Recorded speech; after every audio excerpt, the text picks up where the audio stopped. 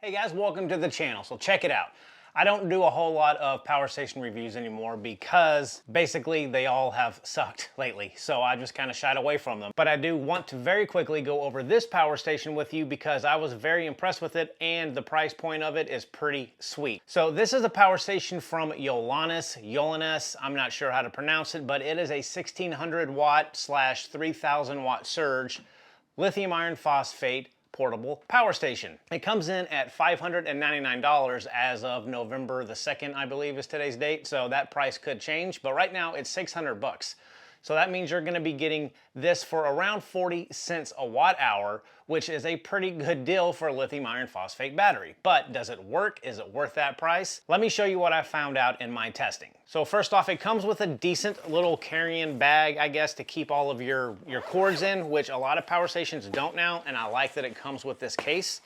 You get a pretty nice 5-foot XT60 to MC4 cable connector, and these are 10 gauge wire. So a pretty nice solar cable that comes with it. You're also going to get your cigarette style plug to your DC port to charge this in the car, and just one AC cord. So this does not come or does not need a charging brick. It is built inside. So all the cabling is good. No charging brick is good.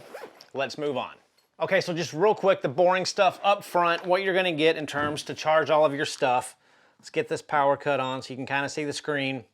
You're gonna have one 10 amp regulated 12 volt cigarette style port. You're gonna have below that where you're going to plug in your AC charging cord with a 15 amp reset switch. You're gonna have your XT60 solar input. Then over here on the side, you're gonna have 4 18 watt USB-As and 2 100 watt USB-Cs output only. Then at the very bottom, you got your 4 1600 watt AC outlets. There is no light on this thing, and I'm totally cool with that. I have honestly never really used a light on a power station. So right off the bat, let me tell you what I got for capacity testing. So this unit has a 1536 watt hour lithium iron phosphate battery in it. I'll hook this up with my DC capacity tester, and I was able to pull out of these batteries 1,463 watt hours. Now gang, that equates to 95% efficient. That is by far the best I've ever had on this channel with any power station that I have done a capacity discharge test on. So I'm not gonna lie, I was a little bit shocked I was able to get that much out of these batteries, but 95% efficient on the DC capacity discharge test. So in terms of charging, folks, when you use the supplied AC power cord, you plug it into the outlet inside your home, you're gonna get 800 watts put into this power station. So you'll be able to charge this thing in about 2 hours if you plug it into your home outlet. So it's great that you can get this thing topped off really fast. The only kind of negative downside to that is that you cannot adjust the charging speed. So sometimes I do like to be able to lower that AC input into the batteries just to keep them as healthy as long as possible. But 800 watts isn't too bad. It's not overkill, but just know that there's no adjustability in how fast you can charge this thing via the AC wall outlet.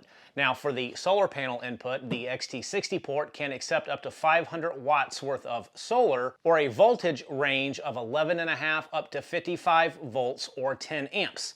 So I like that the voltage range is on the lower end at 11.5 volts. So you can use a pretty small solar panel depending on the voltage range of that panel, but you can use probably a 60, 80, definitely a 100 watt panel, and this power station will recognize that solar panel. This does have a UPS feature in it, so you can have it plugged in directly to your wall outlet in your home, have another device plugged into the AC outlets down here at the bottom, and up to 1600 watts worth of UPS functionality at around 20 milliseconds. So it's not your super fast dedicated UPS. It's not going to probably protect a big server rack battery or a modem or computer equipment, but if you have an aquarium hooked up to it or a refrigerator or things like that that don't require that immediate transfer, 20 milliseconds is more than adequate for any of that stuff. And you can see here when I plugged in my incandescent lights and I unplugged it from the wall, you can see a little flicker, and that's just the electricity from the wall being bypassed and actually using the battery instead. So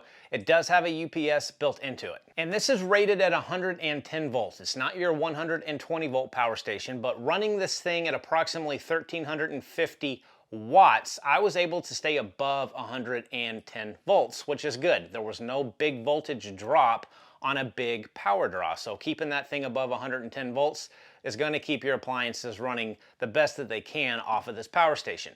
Now, when I pushed it up a little bit further to around 1500 watts, the sine wave was still clean. So you're getting a perfectly pure sine energy coming out of those AC outlets.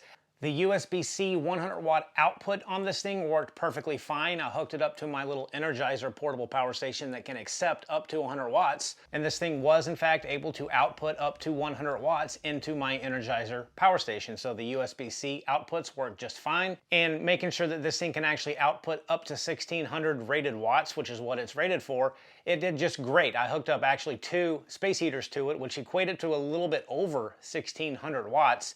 And ran it for about 5 or 6 minutes, and it did not overheat, it didn't hiccup, it kept those heaters running. So the 1600 watt inverter in this thing, you actually get the 1600 watts. Now the one thing about the AC, I didn't do a parasitic drain test for 2 reasons. A, I don't really care about them. I know a lot of people do want to know how much the inverter uses if you leave this thing running for 20 hours. I don't care about that test, so I don't really do it, but I couldn't do it on this anyway because this has a feature built into it to where if you have the AC inverter on for more than 2 hours using less than 1 watt, it will shut down. There is not a way to bypass it, which is a safety feature and is fine for me because I've actually left a few power stations on and drained them, and I come back 2 weeks later to test them out and they're completely dead. So I didn't do a parasitic drain test, but just know if you keep the AC on with nothing running, this will shut down after 2 hours. The DC side of things, however, though, is a little bit different. It does not have a shutdown feature, so this will keep a 12-volt compressor, fridge, CPAP, whatever, running indefinitely as long as you've got battery capacity to keep that appliance running. There is no cutoff feature on the DC side of things on this power station. And this Yolaness also has a 5-year warranty. Now, 5 years is fantastic, it's great, but will Yolaness be around in 5 years? I have absolutely no idea, but if you do buy it, they are going to give you a 5-year warranty and in hopes that they're still going to be around in 5 years. So it's better than a 1 or 2 year warranty, I suppose. So overall, folks, for 600 bucks, if that price remains the same, I've been really impressed with this power station at, again, around 40 cents a watt hour. It pretty much does everything that I would need a power station to do, the way that I use them. So I was actually pretty impressed, and this is the first time in a long while, it seems like, that I've had a power station sent to me that actually performed well, had a good price point, and that I was pleased with it. You know, the few bad things, if I have to nitpick, I will say, and again, at 600 bucks, that price point, you know, some of these points are kind of very nitpicky, but I don't like the handles up top. I prefer my power stations to have a flat top so you can put things on top of them. But you do have the handles. There are little cutouts in these handles on the front and back. You could probably remove these handles if you really wanted to, but it weighs around 35 pounds, so you might need them anyway to kind of lug this thing around. But I kind of wish these handles were flush to the top. The USB-C is output only. A lot of folks like input and output on the USB-C side of things, so you can charge this with like a fast charge USB-C cable. That's good in some instances, I guess, but you know, the fact that you can get 800 watts from a wall outlet, 500 watts from solar, I'm okay with not being able to charge this thing via USB-C, but just keep in mind that the USB-C ports are output only. And it's either a good or a bad thing depending on who you are, but this does not have any type of Bluetooth or wireless connectivity. There's no app to monitor it. It is just a power station.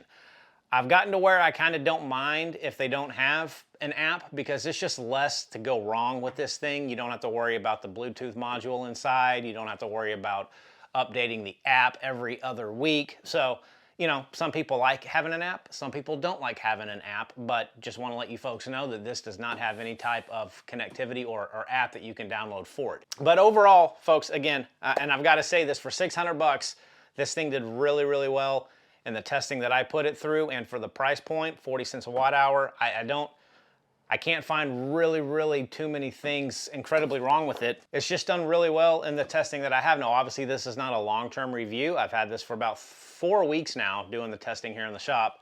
So it's not a long-term review. I don't know if it's gonna last for 2 years. I can't say that on this video, but initial review, initial thoughts, initial testing of this power station, it seems to be pretty good. So I will leave a link down below in the video description.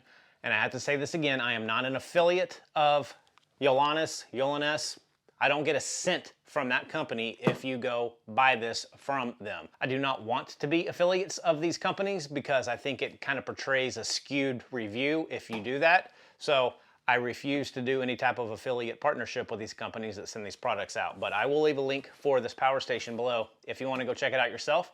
And if the price is still around 600 bucks or maybe even lower if they put it on sale for Black Friday, I don't know. I think it's a pretty good option. So guys, go check it out if you're looking for a pretty cheap power station that has worked really well for me. But until next time, see you folks soon. Take care.